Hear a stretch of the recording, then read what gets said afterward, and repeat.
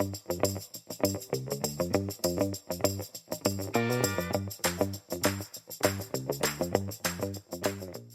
everybody. Hello, Peter. How are you doing? How was your weekend? Yeah, it was good. Thank you very much. Yeah, very quiet. Didn't do a lot. Watched football. Read books. How about you? We went out to see Catherine Ryan, the comedian, on Saturday night. Did you catch that? I think I froze. Yes, you went to see Catherine Ryan, the comedian. We went to see Catherine Ryan, the comedian, on Saturday night. She was in the Hexagon. I enjoyed her. She was very funny. And what I found really refreshing was often you see comics on TV, and then when you go and see them in real life, they're really crude.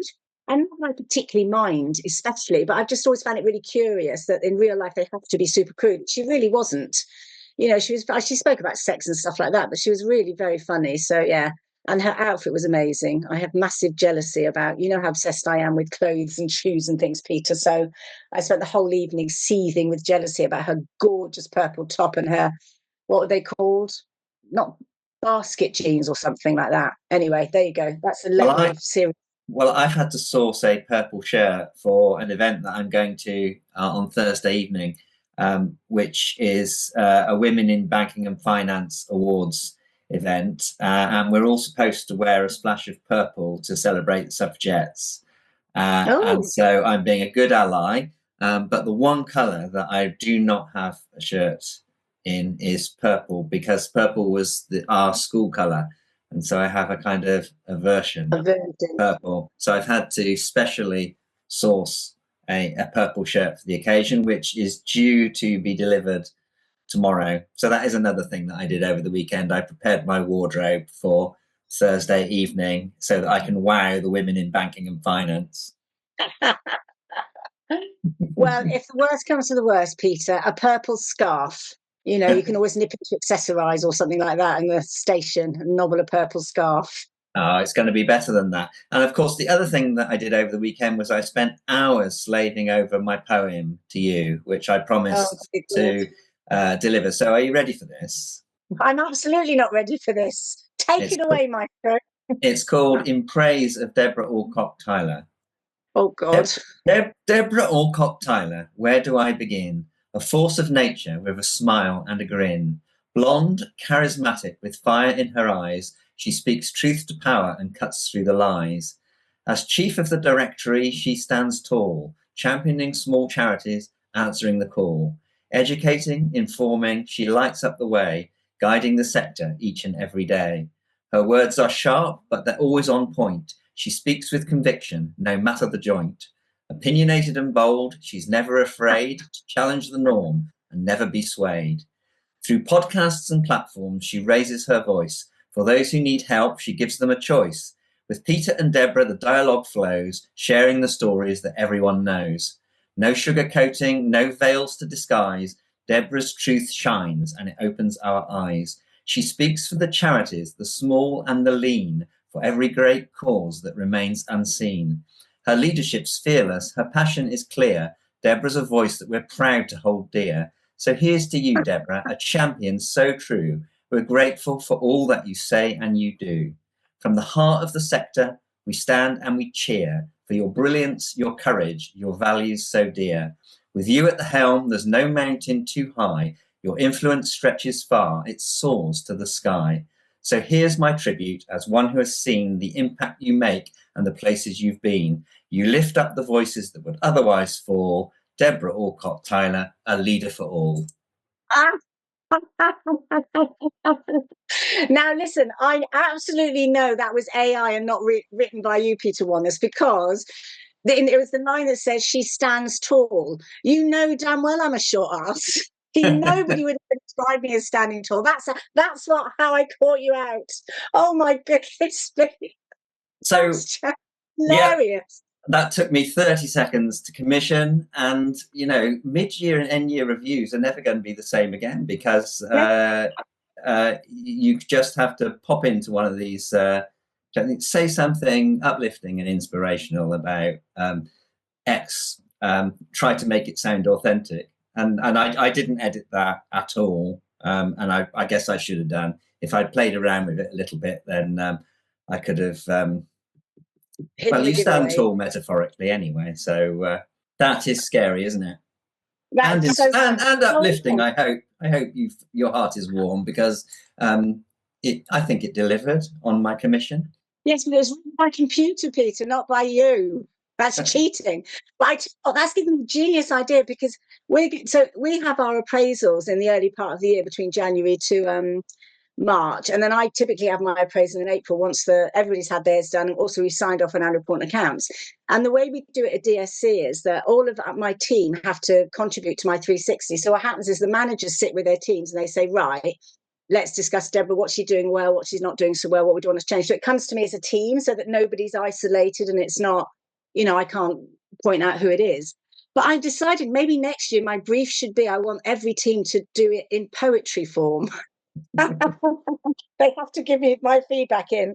Deborah's all right, but sometimes annoying when she chases us down, or anyway, that would be very funny. Well, there we go.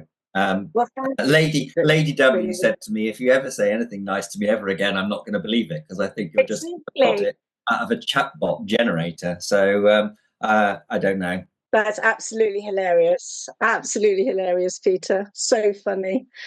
So funny. Yeah, which makes me think about, I've been thinking about education, actually, and I'll tell you for why, which you are much more of an expert in than I am, particularly young people's education. And there were two things making me think about it. The first thing was obviously the result of the American elections. And a friend of mine who fancy themselves as a bit of a wag said that the Trump result was because Ronald Reagan cut the education budget back in, the 80s. And that's resulted in a less informed generation of Americans now voting, which did make me laugh. Also did get me thinking about, are we really behind? Like, because education tends to take ages to catch up with the modern world, doesn't it? The sort of topics you teach and stuff like that. I mean, when I went to school, we had to do Latin. It was compulsory, and they don't do that now, but it took years to get out of the habit of thinking that Latin was a compulsory subject. And it was reinforced because I was at this local news commission meeting on Friday, which I've told you about before, which is looking into the future of local news and producing a paper with some policy recommendations. And one of the things we were discussing was, should there be education in schools for younger people about media, about journalism, about, things like that. And it just got me thinking really hard about, would it be more useful if we're teaching young people, I mean, the IT, they do get taught now, don't they? But stuff around AI or stuff about politics or stuff about journalism instead of possibly languages, it's like, would it, how do we get the curriculum to catch up with the world so that we are actually equipping young people with the tools that they need to survive in the modern world? So that was what I was thinking about over the weekend. What do you think about that? You know more about this than me. I didn't really like your entry point, which I thought was at risk of saying, how can we teach people to think like I think? And that's quite dangerous, isn't it? So, yes. But on the skills that we need for life and success. Well, when I was in the education department, there's always an extremely lively debate between educationalists about practical learning versus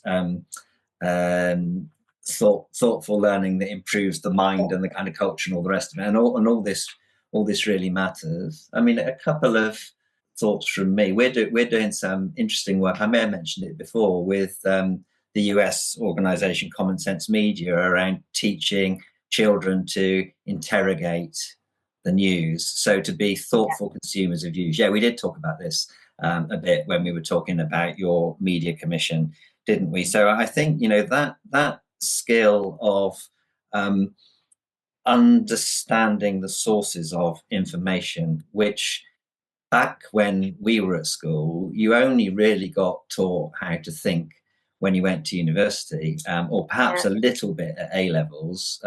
GCSEs were really a memory test. How much could you kind of consume and regurgitate? So I think critical thinking is increasingly important for young people to learn at the earliest possible age. And another thing which I remember striking me very strongly was going to see a further education college that were teaching 16, 17, 18-year-olds really vital life skills, like how to use the washing machine and how to cook yourself a meal. And again, I sort of thought these are things it would be worth teaching at 6, 7 and 8, rather than in some sort of remedial fashion to people who aren't, quotes, clever enough to go to university. So I've always been a big kind of fan of life skills and learning about money, learning about how to keep yourself clean and healthy, and these sorts of things. So I guess that's a sort of another take on,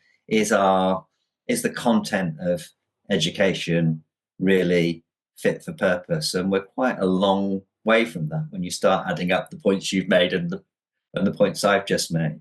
Yeah, it's true.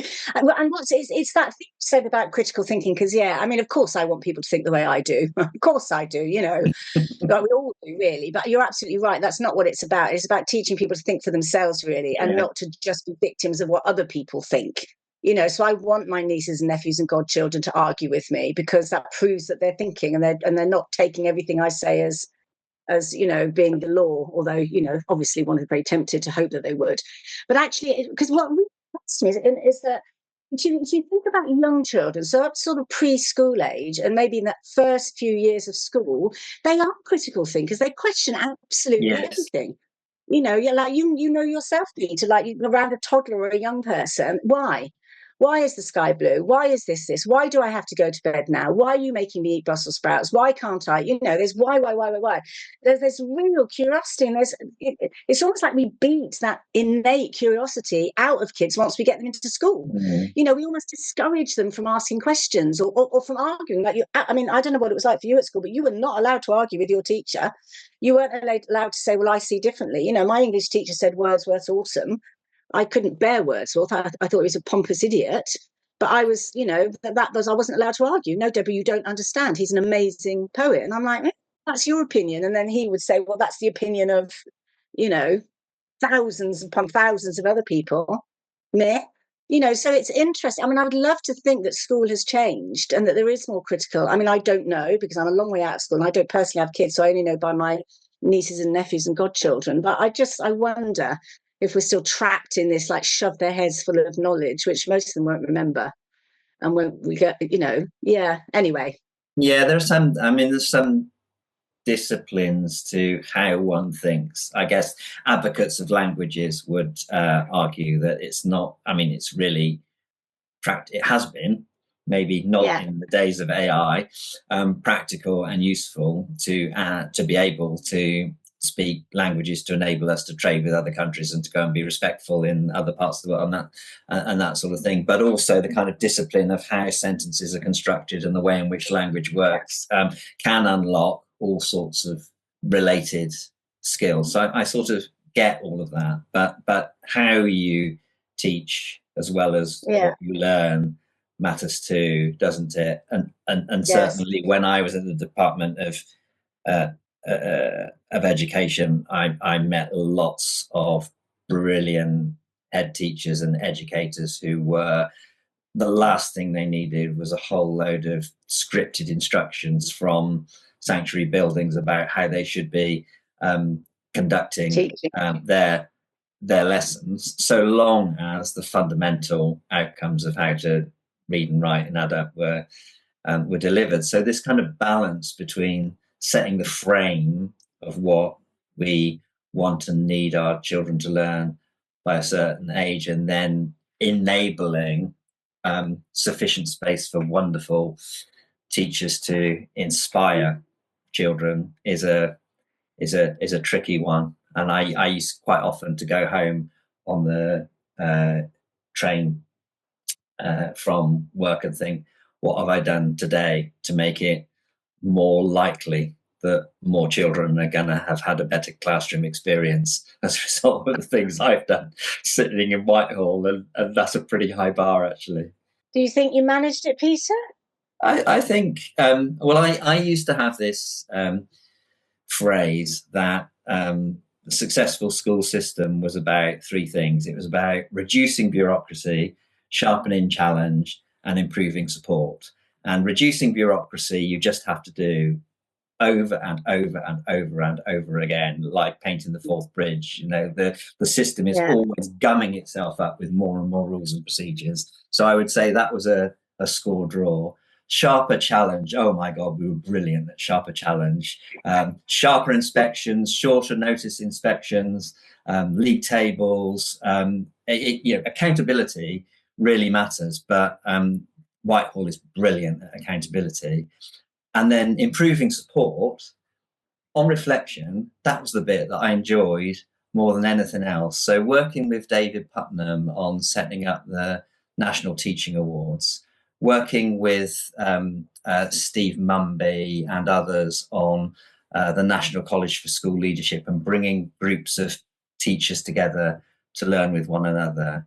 Tim Brighouse is amazing inspiration for the London Challenge and the way he connected schools that weren't in the same sort of neighbourhood but had similar intakes to inspire one another to be better at what they did. The things which I think I made a kind of small contribution to making things better on were in that improved support area, and it's the bit that comes least naturally to civil servants and probably is on a longer time frame than reducing bureaucracy or sharpening challenge, both of which government ministers really love and you can get a quick headline out of. I must, you just remind me now about, I learned a very important, valuable lesson about life from about 150, maybe 200 head teachers. So I was a keynote speaker at a leadership program for head teachers that was run by the organisation I worked for at the time, led by a chap called Roger Opie, who used to be a head teacher himself, actually.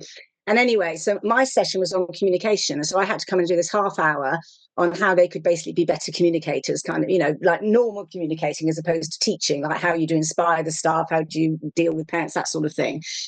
Anyway, but it was at Warwick University. And I don't know if you've been to the lecture theatre at Warwick, but it's one of those, Peter, where it's a bit like the Colosseum. So you're below and you're looking up at rows and rows of people looking down on you. So that was already intimidating, just the mere, thing you're being looked down on by all of these faces.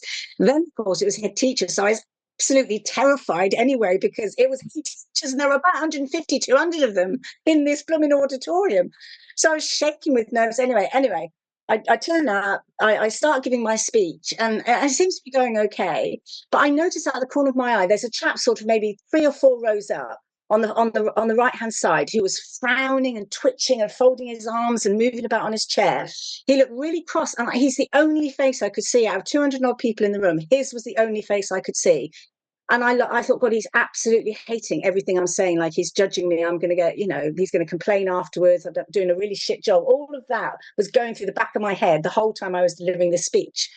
Anyway, 2/3 of the way through my speech, he suddenly got up and walked out of the auditorium. But the way it was designed, he had to come down and walk literally across me to leave the room as I was giving my speech. And I was like, oh my God, this is the most humiliating thing that has ever happened to me in my entire life. You can imagine by then, Peter. I mean, I hate public speaking anyway, as you know, but I was just anyway, I got through the whole thing, got to the end, and there was a round of applause and people came, gave compliments afterwards. And as I was leaving, I noticed this chap stood outside the auditorium waiting for me.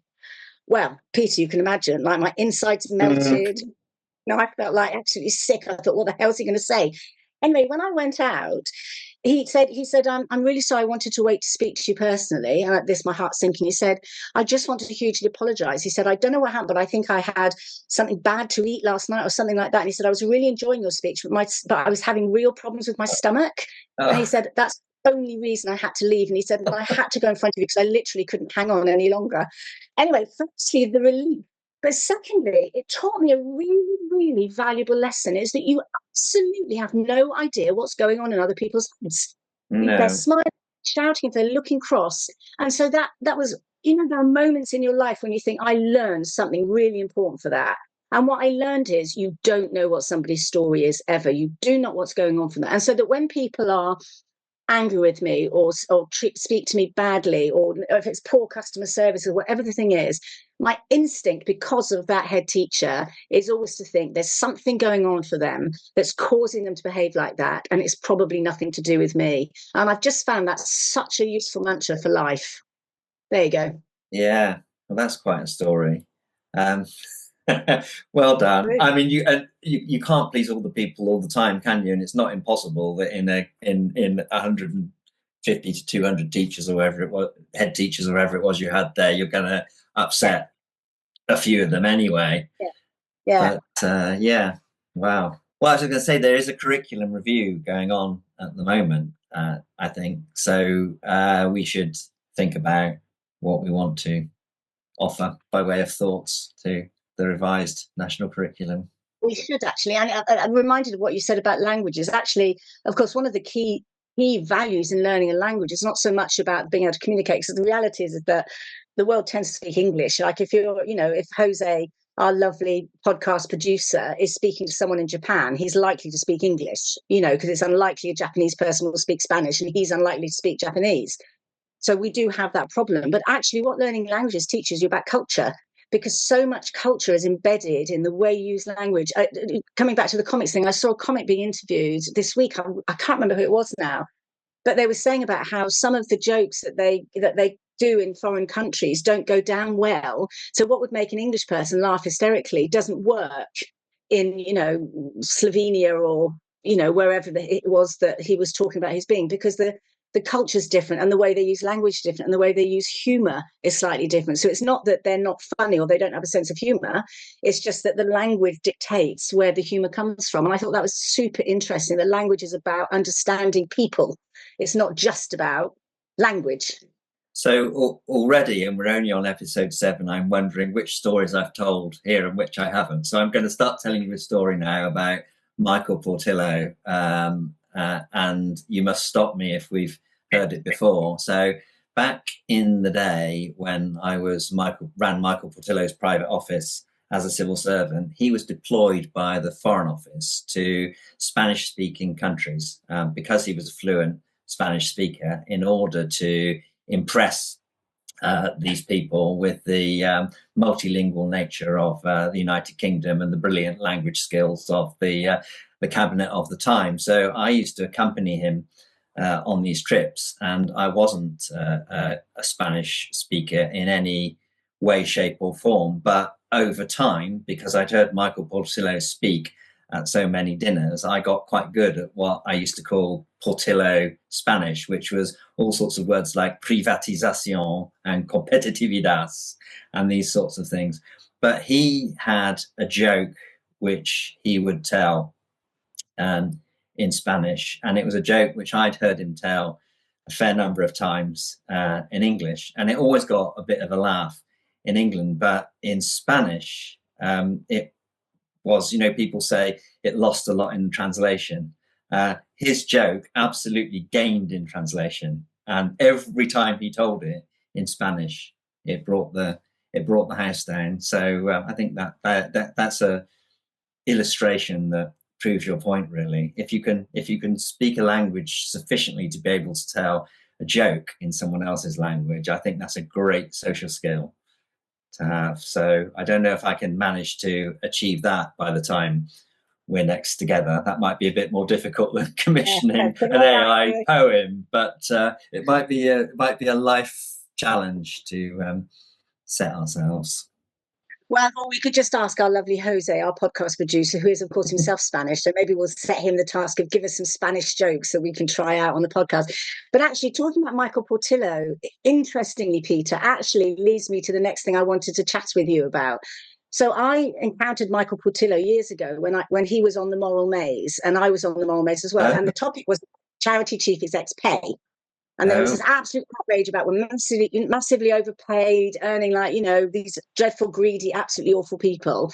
And Michael was very, very disparaging, I have to say, about a charity chief exec's pay, and was quite was, well, put it this way, after my parents had listened to The Moral Maze with him on it, my mother banned my father from ever watching any Michael Portillo railway programs. My father loved railways on the basis that he was very rude to your daughter, darling. You're not allowed to watch his television programs. It was really quite funny. But anyway, it leads the issue about charity chief executive pay leads me to this point, that so ACEVO have just published their latest annual survey of chief execs pay, and one of the things they've reported in it is that the gender pay gap of charity chief executives has nearly doubled in just a year. So it was at its highest, I think in 2004 they said, or it's about 16% was the gap between males and females.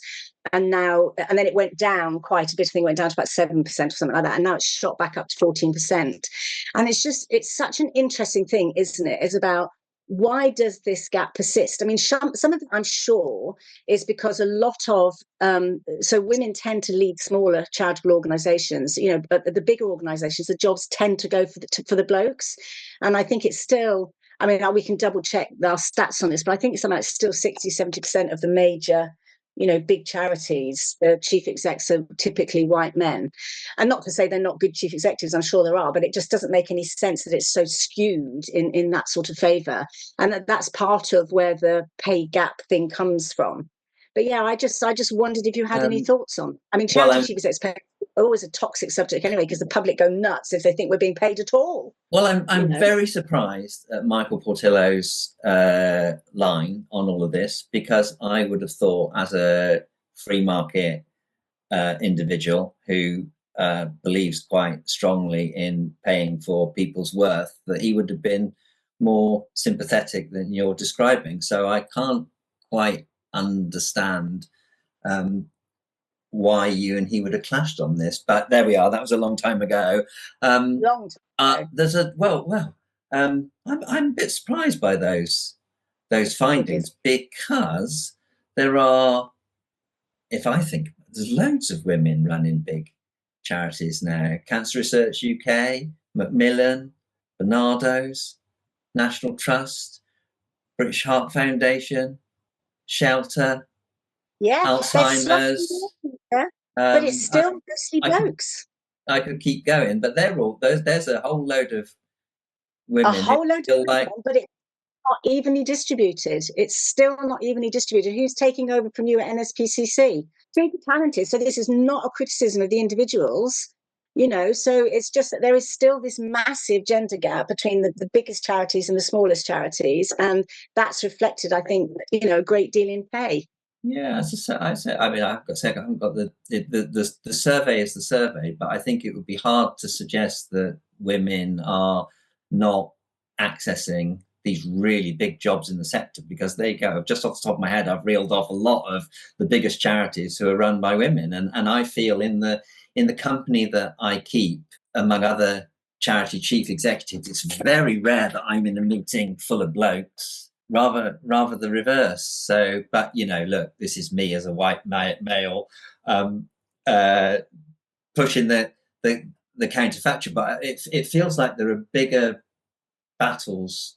I would have thought, say, without looking at the numbers, there are other glass ceilings that are much more difficult to break through than that. And you know, Black and minoritized ethnic leaders, there are still very few of those in the larger charities, for sure. Pro Bono Economics, their last report looking at this, less than a third of the top 100 UK charities by income are led by women. So even though you've listed all those women, you know those women, hang out those women, and a lot of those women will have been in fields that are familiar to you. And also, you are the kind of chap who actively seeks out really good people who are mostly women. Well, there must be a subconscious filter. Yeah, you find women really interesting. You're a promoter of women, you're an ally, Peter. So it doesn't surprise me that you're able to list all those names. But the stats do speak for themselves. So there's something not right. There's something going wrong at the appointment. So I know loads and loads and loads of women who've applied for chief exec roles of big charities, and often they're women who have run a medium-sized charity, small to medium-sized charity, you know, national, big influence, but because they're not thousands of employees or, you know, multi-million pound turnover, they're often told, you know, we're not convinced that you can operate at scale. And I always remember you telling me, Peter, years ago, But the only difference between the chief executive of a massive charity and the chief executive of a smaller charity is it's more noughts. The issues are not dissimilar, whatever you're doing. And in big charities, you actually have more resource to help you, which you don't in smaller ones. So I've never forgotten that, Peter. I thought that was a wonderful way to look at it. So, yeah, there is a problem. Trustee boards are not appointing female chief executives, and they are definitely applying. You know, and there's and if you take the NSPCC, I mean, we have a male problem at other levels. I think we're over 80% women, which is fantastic in terms of the talented people that we've got, but it's not representative of the population as a whole. But we are not 80% women on our top team. I mean, we're getting there. We're closer than we have been. I think, I mean, the latest appointment is the latest appointment, and the trustees will have decided. And I'm sure we had a diverse range of candidates that applied, and I'm sure my successor will be great. But there's many things he can be, but he can't be a woman. No, but what he can do is ask some hard questions about why is that, what can you do to change it, what's getting in the way, what's happening. I mean, my directors team, I'm very proud to say, all recruited entirely on talent, 2 black women, 1 person of mixed heritage, and a white man, and then me as the chief executive. So I'm, on the top. So actually we're pretty good. My next level down is slightly more male skewed. That's true. That's more accidental than deliberate. It's like we promoted internally and there were only blokes in the team sort of thing. So, but yeah, I don't think, I'm not painting us at DSC as being any better really than anybody else. But I think we've got to ask the questions. We've got to keep saying, why the hell is it still looking like this? It just doesn't make any sense. Yeah. In our sector. Yeah. And so, I mean, there's lots to do on the gender pay gap. And there are other pay gaps too, which are worth considering and publishing. Pay gaps all over the place, but always in favour of heteronormative, abled white men, Peter. I think that's the thing we must never let go. And it's not your fault. That's what I'm saying. So I am all those things. And I never felt particularly privileged when I was growing up. I had all sorts of chips on my shoulder, which we could return to another time. But nevertheless, I've done all right out of that world up to this point. We better stop, haven't we? We're over time, let's get back together again soon. Okay, I'm super interested in what everybody else thinks about education, gender pay gaps, men and women, so please do get in touch. Tell us what you think. We're really, really interested in your views. Thank you. See you soon. Bye.